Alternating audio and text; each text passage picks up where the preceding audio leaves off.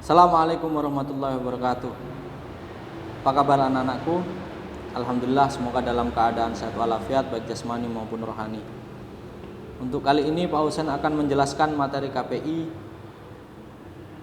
tentang wudhu. Nah, sebelum kita mulai, mari kita berdoa terlebih dahulu. Kita hadiahkan kepada guru-guru kita, kepada masyayikh kita, yakni Kiai Haji Munir Hashim Latif, serta kepada Rasulullah SAW. Dan tidak hanya itu, kita bisa menerapkannya dalam kehidupan kita sehari-hari.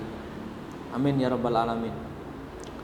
Ala hadiniyah wa kullu niyatin shalihah la hadratin nabil mustafa Muhammadin Rasulillah sallallahu alaihi wasallam. Al-Fatihah.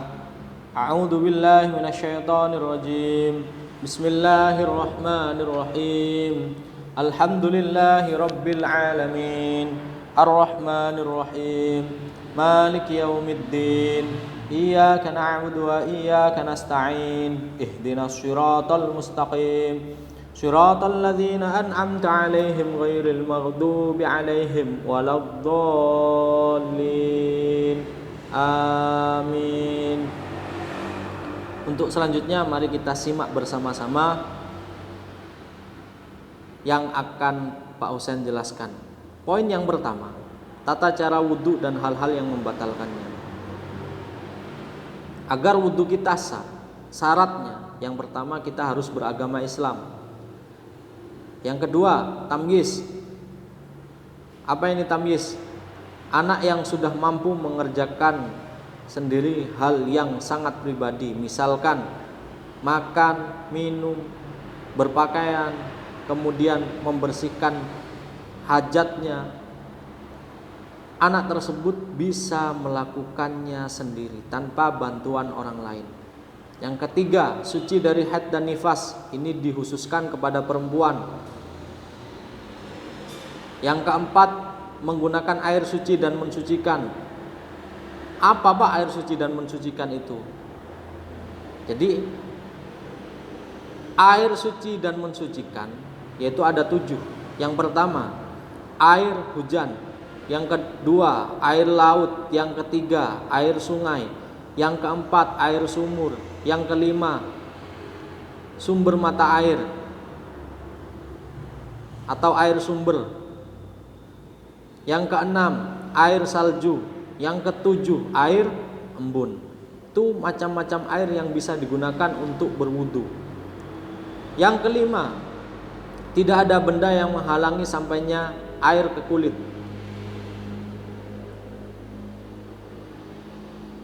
Jadi yang kelima ini, misalkan sampean memakai gelang, memakai cincin, memakai jam tangan, dilepas terlebih dahulu. Agar apa?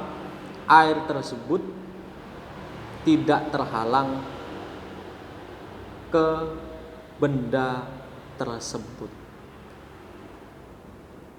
supaya air tersebut bisa meresap ke dalam kulit sampean, ke dalam anggota tubuh sampean yang akan digunakan untuk berwudu.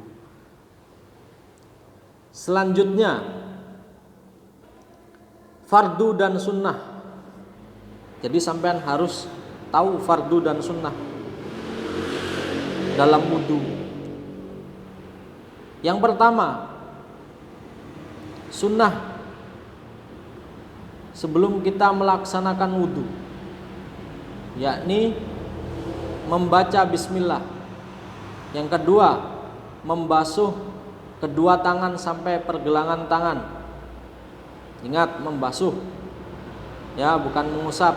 Yang ketiga, malah atau berkumur. Yang keempat, istinsyak, menghirup air ke dalam hidung. Jadi air dihirup ke hidung sampean. Yang kelima, niat. Niat ini hukumnya wajib. Jangan sampai sampean tidak niat. Niatnya apa, Pak? Nawaitul wudu'a li raf'il hadatsil asghari fardhu lillahi ta'ala. Itu niat wudu. Ya, yang wajib sampean hafalkan karena hukumnya fardu. Selanjutnya membasuh muka. Sunnahnya menyela-nyela jenggot yang tebal. Setelah membasuh muka apa? Membasuh kedua tangan. Batasnya sampai mana? Kedua siku. Ini fardu. Sunnahnya apa? Menyela-nyela jari tangan. Paham ya? Selanjutnya, setelah membasuh kedua tangan, yaitu mengusap sebagian kepala. Ini hukumnya fardu. Sunnahnya adalah mengusap seluruh kepala. Paham gak? Setelah mengusap sebagian kepala, yakni membasuh kedua telinga, bagian luar dan dalam. Ini hukumnya sunnah. Setelah membasuh kedua telinga, yang dilakukan adalah membasuh kedua kaki sampai dengan kedua mata kaki. Jadi membasuh kedua kaki, batasnya sampai mata kaki. Ini adalah hukumnya fardu. Kalau sampean membasuh tidak sampai mata kaki, maka wudhu sampean tidak sah. Sunnahnya apa? Yaitu menyela-nyela jari kaki. Kemudian setelah membasuh kedua kaki, yakni tertib atau berurutan. Yang dimaksud tertib ataupun berurutan ini adalah yang fardu. Otomatis sampean harus hafal hukum-hukum yang fardu. Yang pertama niat, yang kedua membasuh muka, yang ketiga membasuh kedua tangan sampai siku, yang keempat mengusap sebagian kepala. Ini hukumnya yang fardu-fardu. Yang kelima membasuh kedua kaki sampai dengan batasnya kedua mata kaki. Jadi yang fardu ini tidak boleh sampean melewat atau dilewati. Tidak boleh terlewatkan, harus berurutan. Harus hafal. Jadi macam-macam fardu dan sunnah ini wajib sampean setorkan kepada wali kelas sampean. Itu yang harus sampean hafalkan. Paham ya? Selanjutnya yang kita bahas adalah amaliyah di atas sebaiknya dilakukan dengan cara. Maksudnya apa? Amaliyah barusan, tata cara wudhu barusan, mulai dari membasuh, mulai dari niat sampai membasuh kaki, itu dilakukan dengan bagaimana? Yang pertama, poin yang pertama, tayamun atau mendahulukan anggota tubuh yang kanan. Tidak selang-seling. Untuk bagian anggota tubuh yang mana?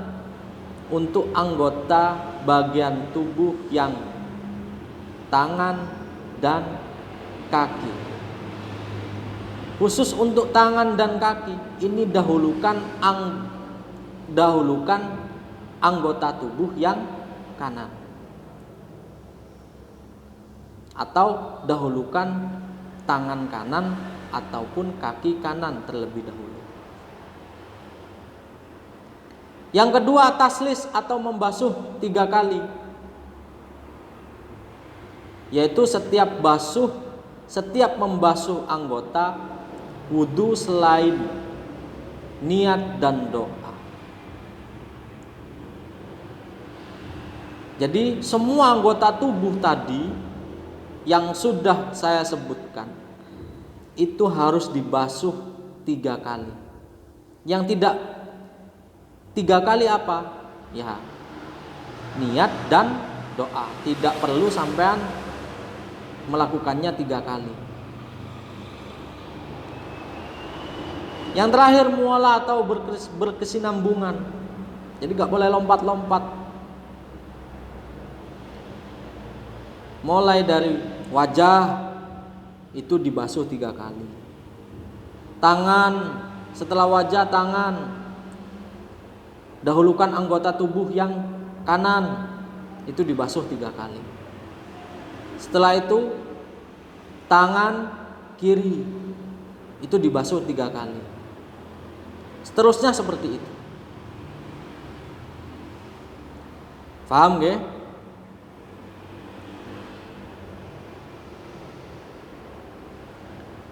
Selanjutnya, hal-hal yang membatalkan wudu. Yang pertama, keluarnya sesuatu benda dari kubul ataupun dubur, kecuali air mani. Jadi kalau sampean keluar air mani, ini tidak batal wudunya. Paham ya? Benda apapun yang keluar dari jenis kelamin sampean atau keluar dari dubur bagian belakang, kecuali air mani, ini hukumnya atau wudunya batal. Selanjutnya, tidur yang tidak menetapkan atau merapatkan pantat pada tempat duduk. Jadi kalau sampean tidur, ini posisinya posisi duduk. Jadi pantat sampean atau dubur sampean harus tetap di tempat duduk tersebut. Jadi tidak boleh ngangkat dubur sampean sedikit pun. Paham? Jadi selain sampean tidur posisi duduk, selain tidur dalam posisi duduk, maka hukumnya batal. Selanjutnya, hilangnya akal. Ini wudu sampean batal. Yang keempat, persentuhan kulit laki-laki dan perempuan yang bukan mahram tanpa penyekat ataupun satir. Jadi kalau sampean misalkan bersentuhan atau bersalaman dengan perempuan, maka wudu kalian batal. Paham gak? Jadi kalau sampean bersentuhan dengan perempuan yang bukan mahramnya, selain ayah dan ibu, selain keluarga sampean, maka hukumnya batal. Yang kelima, menyentuh kubul. Ini alat kelamin sampean, jenis kelamin sampean ataupun dubur, atau bisa disebut pantat sampean, dengan telapak tangan tanpa penyekat atau satir, itu hukumnya batal. Jadi kalau sampean menyentuh dubur ataupun kubul tanpa perantara ataupun tanpa satir, tanpa benda di sini di telapak sampean, tanpa ada penyekat, maka wudu sampean tidak sah atau batal. Dikatakan tidak sah itu batal. Paham ya? Selanjutnya, Doa sesudah wudu. Ini yang harus sampean hafalkan dan sampean setorkan kepada wali kelas sampean. Doa sesudah wudu. Dengarkan baik-baik. Pak Husain akan membacanya. Asyhadu an la ilaha illallah wahdahu la syarikalah wa asyhadu anna Muhammadan abduhu wa rasuluh. Allahumma ja'alni minat tawwabina waj'alni minal mutatahhirina waj'alni min ibadikas sholihin. Ini yang harus sampean setorkan kepada wali kelas sampean. Sekian dari Pak Husain. Semoga bermanfaat. Sebelum saya tutup materi ini, mari kita berdoa akhir belajar dengan harapan ilmu yang sudah kita pelajari bisa bermanfaat dan bisa kita amalkan dalam kehidupan kita sehari-hari. Amin ya rabbal alamin. A'udzu billahi minasyaitonir rajim. Bismillahirrahmanirrahim. Allahumma inni astaudiuka ma 'allamtanihi fardudhu ilayya 'inda hajati ilaihi wa la tunsinihi ya rabbal alamin.